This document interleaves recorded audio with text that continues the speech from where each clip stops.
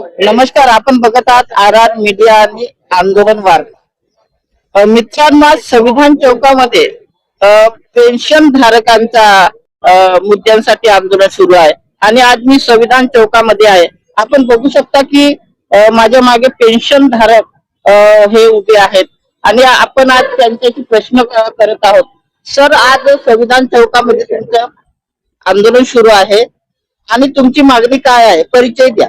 Me JP Dhanre, forum of civil pensioner असोसिएशनचा central committee member आहोत आणि national coordination committee of pensioner असोसिएशनचा general secretary आहोत आणि postal accounts and audit pensioner असोसिएशनचा जनरल सेक्रेटरी आहोत. तर आमची चेन्नईला वर्किंग कमिटी झाली होती forum of civil pensioner association.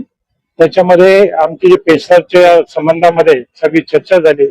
आपले इश्यूज काय आहे, तर मुद्दा असा आमचा आहे की सरकारने व्हॅलिडेशन ऍक्ट पास केलेला आहे, तो मार्च 25 मध्ये पास केलेला आहे आणि त्याच्यामध्ये जे नवीन वेतन आयोगानुसार फिक्सेशन होणारे पेन्शनर आहेत आणि आधीचे पेन्शनर आहे याच्यामध्ये तफावत राहणार आहे.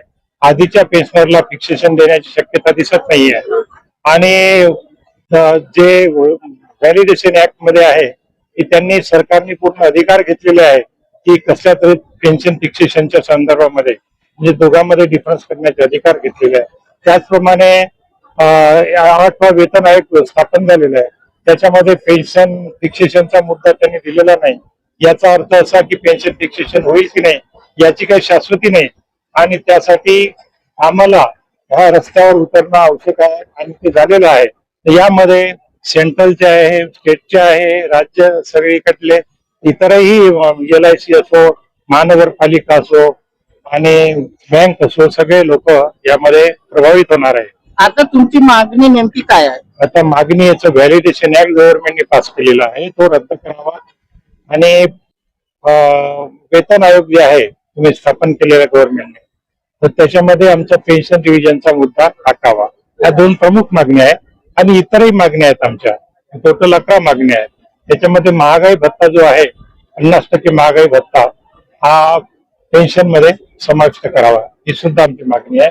जर सरकारने तुमची मागणी मान्य नाही केली तर तुमचं समोरचं आमचा सप्टेंबर मध्ये एक आंदोलनाचा कार्यक्रम आहे, तो स्टेट लेवलचा राहणार आहे आणि स्टेट कॅपिटल मध्ये तो आंदोलनाचा कार्यक्रम राबवण्यात येणार आहे.